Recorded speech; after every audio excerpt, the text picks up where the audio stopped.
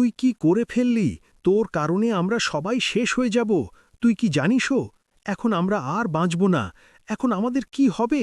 যদি এটা ফেটে যায় না, তবে আমি তোকে জ্যান্ত ছাড়ব না। শহরের বাইরে খোলা ময়দানে বছরের সবচেয়ে বড় মেলা বসে গিয়েছিল। দূর দূরান্ত থেকে আসা মানুষ, রং বেরঙের দোকান, নাগরদোলা, লাউডস্পিকারে বাজতে থাকা গান আর মাটিতে মিশে থাকা মিষ্টির সুবাস। বলা হচ্ছিল যে আজ একদিনেই 1,00,000-এর বেশি মানুষ আসতে চলেছে। প্রশাসন সতর্ক ছিল, পুলিশ, হোমগার্ড, অ্যাম্বুলেন্স সব মোতায়েন ছিল। কিন্তু ভিড়ের শোরগোলে একটা আওয়াজ সবসময়ের মতো চাপা পড়ে গিয়েছিল, আবর্জনা কুড়ানিদের। সেই ভিড়ের মধ্যে একটা 15 বছরের ছেলে ঘুরে বেড়াচ্ছিল। নাম ছিল ইমরান। বয়সের তুলনায় উচ্চতা কম, রোগা শরীর, পুরনো জামাকাপড়, 1 নম্বর ছোট জুতো, আর কাঁধে ঝোলানো ছিল একটা ছেঁড়া বস্তা। ওটাই ছিল ওর দুনিয়া। প্লাস্টিকের বোতল, লোহার টুকরো, তার, যা কিছু বিক্রি করা যায়। ইমরানের কাছে মেলা কোনো উৎসব ছিল না। মেলা মানে বেশি আবর্জনা, মানে আজ পেট ভরার ব্যবস্থা। ইমরানের এই দুনিয়ায় কেউ ছিল না। না মা, না বাবা, না ঘর। স্টেশনের পেছনে পড়ে থাকা একটা ভাঙা শেড ছিল ওর ঠিকানা। ও শৈশব রাস্তায় কাটিয়েছে। কিন্তু ও শুধু আবর্জনা কুড়াত না, ও জিনিসপত্র খুঁটিয়ে দেখত। মন দিয়ে দেখত মেশিন, তার, সুইচ, ব্যাটারি। লোকে ওকে পাগল ভাবত, কারণ ও ভাঙা খেলনা আর নষ্ট রেডিওর দিকে ঘণ্টার পর ঘণ্টা তাকিয়ে থাকত। সত্যিটা হলো, ও বুঝতে পারত যে জিনিসগুলো কিভাবে জোড়া লাগে আর কিভাবে ভাঙে। মেলা পুরো দমে চলছিল। বাচ্চারা নাগরদোলায় চিৎকার করছিল, দোকানদাররা হাঁক দিচ্ছিল। তখনই ইমরানের নজর একটা অদ্ভুত জায়গায় পড়ল। মেলার ঠিক মাঝখানে, যেখানে বিদ্যুতের অস্থায়ী কন্ট্রোল বক্স লাগানো ছিল, ঠিক তার পাশেই ছিল আবর্জনা স্তূপ। সাধারণত মানুষ সেখানে যেত না, কিন্তু ইমরান সেখানেই পৌঁছল, কারণ ও সেখানে একটা মোটা তার দেখেছিল। ও নিচু হল, বস্তা খুলল এবং আবর্জনা উল্টে পাল্টে দেখতে লাগল। তখনই ওর আঙুলে শক্ত আর ঠান্ডা কিছু একটা অনুভব হল। ও মন দিয়ে দেখল একটা ধাতব ছোট বাক্স, তার সাথে যুক্ত অনেকগুলো তার, লাল, নীল, কালো। ওর নিঃশ্বাস এক মুহূর্তের জন্য থমকে গেল। এটা সাধারণ কোনো জিনিস ছিল না। ও আশেপাশে দেখল, মানুষ হাসছিল, খাওয়া দাওয়া করছিল, ঘুরে বেড়াচ্ছিল। কেউ কিচ্ছু জানত না। বাক্সের পাশে ঘড়ির মতো একটা জিনিস লাগানো ছিল, যাতে খুব ছোট ছোট সংখ্যা পাল্টালো ছিল। ইমরান বেশি পড়তে জানত না, কিন্তু সংখ্যা চিনত।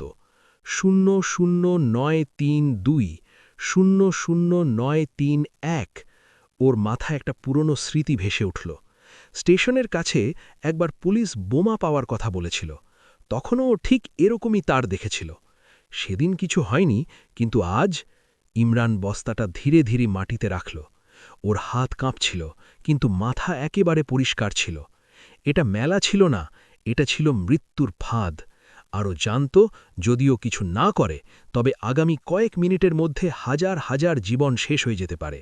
ও উঠে দাঁড়াল, এদিক ওদিক দেখল, এবং প্রথমবারের মতো নিজের জন্য নয়, অন্যদের জন্য ভয় অনুভব করল। এখান থেকেই কাহিনী শুরু হয়। ইমরান সেখানেই দাঁড়িয়েছিল। শোরগোল, সঙ্গীত, হাসি সব চলতে থাকল, কিন্তু ওর কাছে দুনিয়াটা যেন ধীর হয়ে গিয়েছিল। ওর নজর বারবার ওই বাক্স আর তাতে লাগানো তারগুলোর দিকে যাচ্ছিল।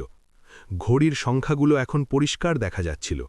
0.08.47, 0.08.46। ও শুকনো ঢোক গিলল। পালিয়ে যাওয়া সহজ ছিল। কেউ ওকে ধরত না, কেউ কিছু জিজ্ঞেস করত না। যদি কিছু হয়েও যেত, তবে লোকে বলতো কপাল খারাপ ছিল। কিন্তু ইমরান জানত, যদিও চলে যায়, তবে ও নিজের সাথে কোনোদিনও চোখ মেলাতে পারবে না। ও আশেপাশে দেখল। পাশেই দুজন পুলিশ দাঁড়িয়েছিল, ভিড় সামলাচ্ছিল। ইমরান দৌড়ে তাদের কাছে গেল। সাহেব, ওদিকে বোমা আছে, ও হাঁপাতে হাঁপাতে বলল। একজন পুলিশ ওকে ওপর থেকে নিচ পর্যন্ত দেখল। নোংরা জামাকাপড়, কাঁধে বস্তা। হট এখান থেকে, নাটক করিস না, ও বকে দিল। ইমরান ঘাবড়ে গেল। সাহেব, সত্যি তার লাগানো আছে, টাইম চলছে। দ্বিতীয় পুলিশটা হাসল। প্রতি মেলায় এরকম 2-4টে জুটে যায়, চল ভাগ। ইমরানকে ধাক্কা দিয়ে সরিয়ে দেওয়া হলো। ও হোঁচট খেয়ে পড়ে যেতে যেতে বাঁচল। ওর চোখ ভিজে এলো, কিন্তু ও কাঁদল না। ওর কাঁদার সময় ছিল না। ঘড়ি তখনও চলছিল। 0.07.55। ও আবার সেই জায়গায় পৌঁছল। কন্ট্রোল বক্সের পেছনে লুকানো বাক্সটা তখনও ওখানেই ছিল। কেউ দেখছিল না। ইমরান বসে পড়ল। প্রথমবারের মতো ওর হাত সত্যি কাঁপছিল। ভাব ভাব, ও নিজেকে বলল। ওর মাথায় আবর্জনার স্তূপে কাটানো বছরগুলো ঘুরে গেল। ভাঙা পাখা, ব্যাটারি, রেডিও, খেলনা। ও কতবার তার জুড়েছে, কেটেছে। ওর মনে ছিল লাল তার সবসময় পাওয়ার হয় না, কখনো কখনো ওটা ট্র্যাপ হয়। বাক্সের ওপর হালকা কম্পন অনুভব হচ্ছিল। টাইমারের টিকটিক নয়, বরং ভেতরের অস্থিরতা। যেন মেশিনটাও জানে যে এখন খুব কম সময় বাকি। ইমরান বস্তা থেকে একটা ছোট স্ক্রুড্রাইভার বের করল। এটাও আবর্জনা থেকেই পেয়েছিল। ওর সবচেয়ে দামি হাতিয়ার। ও আশেপাশে দেখল, কেউ খেয়াল করছিল না। ও বাক্সের ঢাকনাটা ধীরে ধীরে খুলল। ভেতরে তারের জাল ছিল। 4টে মোটা তার, 2টো সরু, একটা ছোট ব্যাটারি, আর মাঝখানে টাইমার। ইমরানের নিঃশ্বাস দ্রুত হয়ে গেল। 0.06.05। ও নিজেকে বলল, ভুল করলে সব শেষ। ঠিক সেই মুহূর্তে পেছন থেকে আওয়াজ এলো, এই, কি করছিস তুই? ইমরান চমকে গেল। সেই পুলিশটাই ছিল। ও দৌড়ে এসে ইমরানের হাত ধরে ফেলল। এখান থেকে সর, তুই জানিস এটা কি? ইমরান প্রথমবারের মতো চিৎকার করে বলল, হ্যাঁ, আর যদি এখন না সরেন তবে সবাই মরে যাবে। ভিড় জমতে লাগল। কিছু লোক দেখতে লাগল। পুলিশটাও এক মুহূর্তের জন্য থমকে গেল। ওর নজর বাক্সের ওপর পড়ল, টাইমারের ওপর। ওর চেহারা বদলে গেল। রেডিওতে চিৎকার করে কথা বলার আওয়াজ শোনা গেল, কন্ট্রোল, এখানে সন্দেহজনক বস্তু আছে, দ্রুত বম্ব স্কোয়াড পাঠাও। রেডিও থেকে জবাব এলো, কমপক্ষে 10 মিনিট লাগবে। পুলিশটা ইমরানের দিকে তাকালো, কত সময় বাকি আছে? ইমরান ঢোক গিলে বলল, 5 মিনিটেরও কম। ভিড়ের মধ্যে আতঙ্ক ছড়িয়ে পড়ল, কিন্তু এখন পালানোর সময়ও ছিল না। ইমরান আবার বাক্সের দিকে ঝুঁকল। ও সিদ্ধান্ত নিয়ে ফেলেছিল, এখন যাই হোক ও থামার ছিল না। পুলিশ চিৎকার করে লোকেদের সরিয়ে দিচ্ছিল, কিন্তু ভয়ে ছড়িয়ে পড়েছিল। বাচ্চারা কাঁদছিল, মানুষ দিকবিদিক জ্ঞান শূন্য হয়ে পালাচ্ছিল। লাউডস্পিকার বন্ধ করে দেওয়া হয়েছিল। মেলাটা যেটা কয়েক মিনিট আগে রং আর শব্দে ভরা ছিল, এখন এক অদ্ভুত নিস্তব্ধতায় ডুবে যাচ্ছিল। ইমরান মাটিতে বসেছিল, ওর সামনে খোলা বাক্স, তারের জটলা। পুলিশটা ওর ঠিক পিছনে দাঁড়িয়েছিল, হাতে ওয়্যারলেস, গলা কাঁপছিল। বোম স্কোয়াড পথে আছে, শুধু একটু সময় বের করো। ইমরান পেছন না তাতিয়েই বলল, সাহেব, টাইম নেই। ও টাইমারের দিকে তাকালো, 0.145। এখন মাত্র 1 মিনিট 45 সেকেন্ড। ওর হৃৎপিণ্ড এত জোরে ধড়ফড় করছিল যে ও নিজের কানে আওয়াজ শুনতে পাচ্ছিল, কিন্তু মাথা শান্ত ছিল, অদ্ভুতভাবে শান্ত, যেন এইসব ও আগে অনেকবার করেছে। ও তারগুলো মন দিয়ে দেখল। 4টে মোটা তার একই জায়গায় যাচ্ছিল, 2টো সরু তার আলাদা সার্কিটে।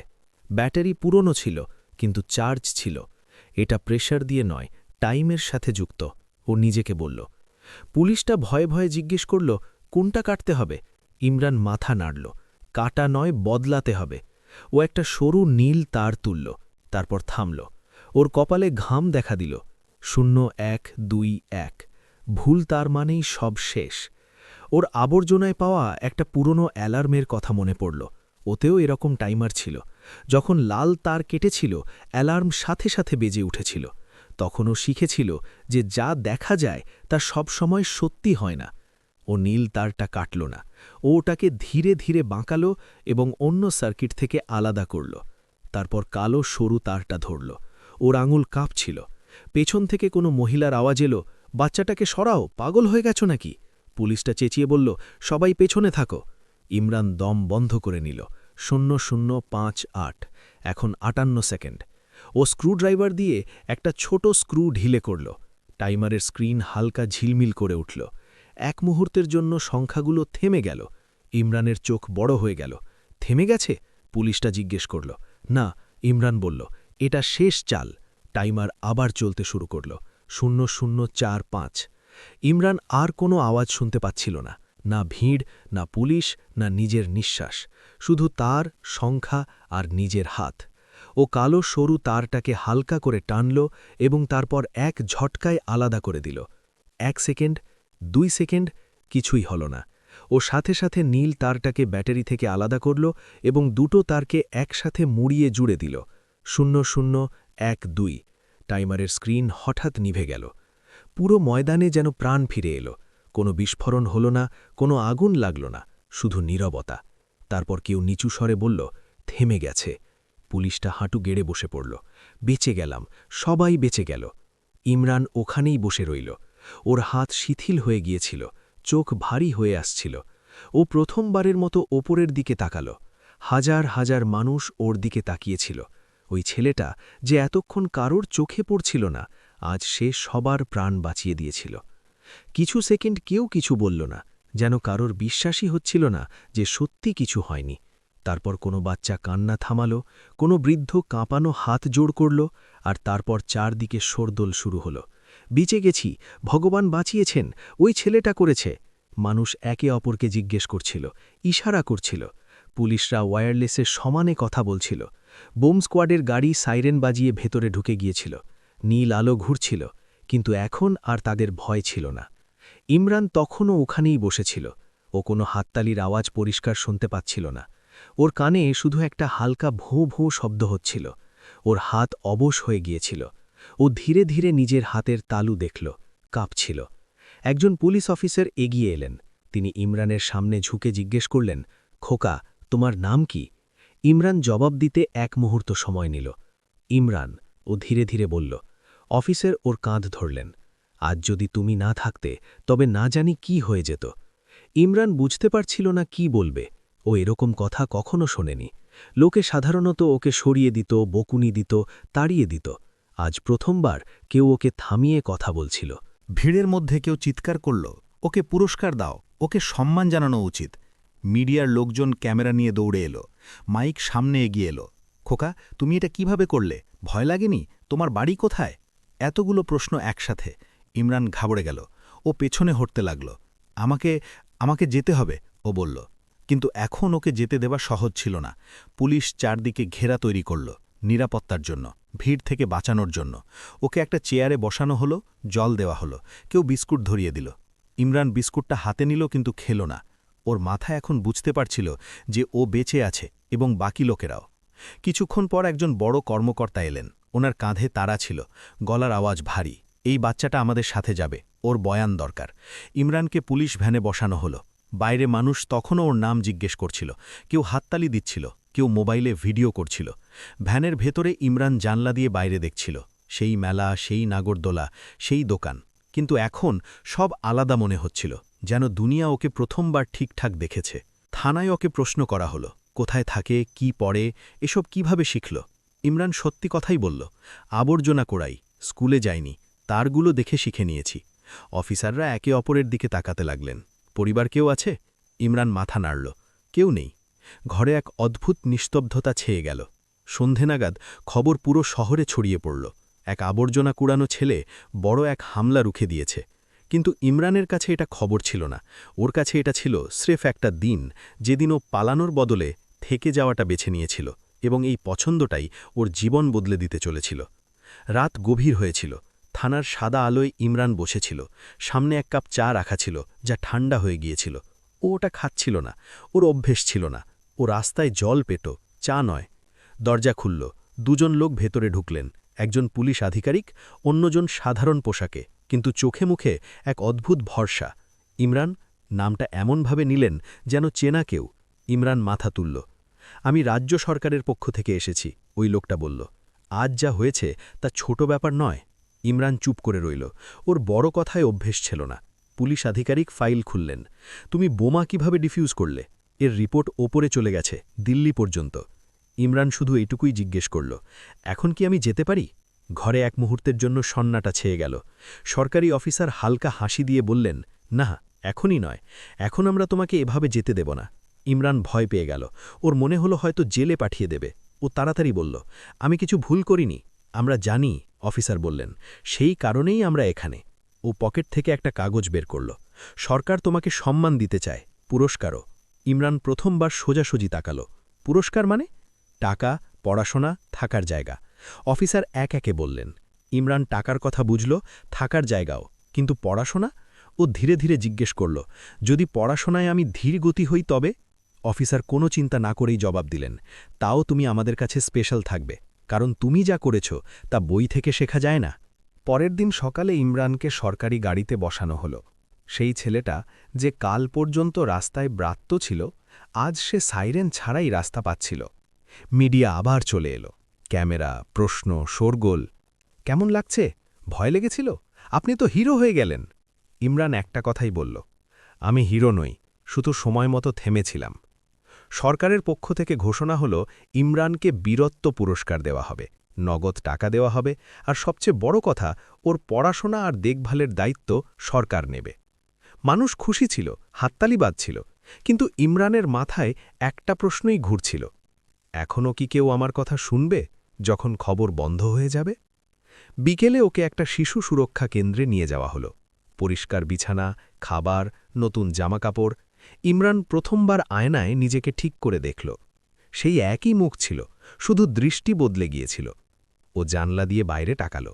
রাস্তাটা এখনও ওখানেই ছিল, আবর্জনাও ওখানেই ছিল, কিন্তু এখন ওর জন্য একটা পথ খুলে গিয়েছিল, এবং এই পথ শুধু ওর একার ছিল না। শিশু সুরক্ষা কেন্দ্রের রাতটা ইমরানের কাছে অদ্ভুত ছিল। বিছানা নরম ছিল, কিন্তু ঘুম আসছিল না। ছাদের সাদা আলো নিভে গিয়েছিল, তাও চোখ বন্ধ হচ্ছিল না। বাইরে রাস্তার আওয়াজ ছিল না, না হর্ন, না গালিগালাজ, না কারোর স্বর বলার আওয়াজ। এই নিস্তব্ধতা ওর কাছে ভয়ের মনে হচ্ছিল। ও পাশ ফিরল। মাথায় সেই একই প্রশ্ন ঘুরছিল, এইসব কি সত্যি আমার জন্যে? সকালে ওকে তাড়াতাড়ি জাগিয়ে দেওয়া হলো। স্নানের জন্যে গরম জল, পরার জন্যে পরিষ্কার জামা। কেউ ভালোবেসে বলল, তৈরি হয়ে নাও। ইমরানের কাছে ভালোবেসে কথা বলাটা নতুন ছিল। ওকে একটা ঘরে নিয়ে যাওয়া হলো। সেখানে ৩ জন বসেছিলেন, একজন মহিলা, ২ জন পুরুষ। সামনে ফাইল ছিল। মহিলা হেসে জিজ্ঞেস করলেন, ইমরান, তুমি কি হতে চাও? ইমরান চুপ করে রইল। ও তো কোনোদিন হওয়ার কথাই ভাবেনি। ও তো শুধু প্রতিদিন বেঁচে ফিরতে চাইত। যা কিছু, ও অবশেষে বলল, যেখানে মানুষ কথা শোনে। ঘরে কিছুক্ষণ নীরবতা রইল। একজন লোক বললেন, তোমাকে স্কুলে ভর্তি করা হবে, ধীরে ধীরে। স্কুল? ইমরানের সেখানে ভয় লাগল। বই, প্রশ্ন, শিক্ষক। যদি আমি পিছিয়ে পড়ি? ও জিজ্ঞেস করল। মহিলা শান্ত গলায় বললেন, তবে আমরা অপেক্ষা করব। দুনিয়া সবসময় তাড়াহুড়ো করে, কিন্তু তোমাকে করতে হবে না। সেদিন ওকে প্রথমবার স্কুল দেখানো হলো। বাচ্চারা ইউনিফর্ম পরেছিল, কেউ হাসছিল, কেউ খেলছিল। ইমরানের মনে হলো ও যেন অন্য কোনো গ্রহে চলে এসেছে। ক্লাসে শিক্ষক ওর নাম জিজ্ঞেস করলেন। ইমরান, ও নিচু স্বরে বলল। কিছু বাচ্চা ফিসফিস করে বলল, এটাই সেই বোমার ওই ছেলেটা। ইমরানের ঘাড় নিচু হয়ে গেল। ও আকর্ষণের কেন্দ্রবিন্দু হতে চায়নি, ও শুধু শিখতে চেয়েছিল। ক্লাসের পর ও একা বসে রইল। একটা ছেলে কাছে এলো। তুই সত্যিই ডরাস না? ইমরান সততার সাথে বলল, খুব ডরাই। ছেলেটা হাসল। তাও তুই করলি? ইমরান মাথা নাড়ল, কারণ যদি না করতাম তবে ভয়টা আরও বড় হয়ে যেত। বিকেলে খবর আবার এলো। টিভিতে ওর মুখ, মানুষ প্রশংসা করছিল, কেউ কেউ প্রশ্নও তুলছিল। এত বিপজ্জনক কাজ বাচ্চাকে দিয়ে কেন করানো হলো? সিকিউরিটি ফেল কেন হলো? ইমরান টিভি বন্ধ করে দিল। ও বাইরে এসে আকাশ দেখল। তারাগুলো ওখানেই ছিল, কিন্তু ওর ভেতরে কিছু একটা বদলাচ্ছিল।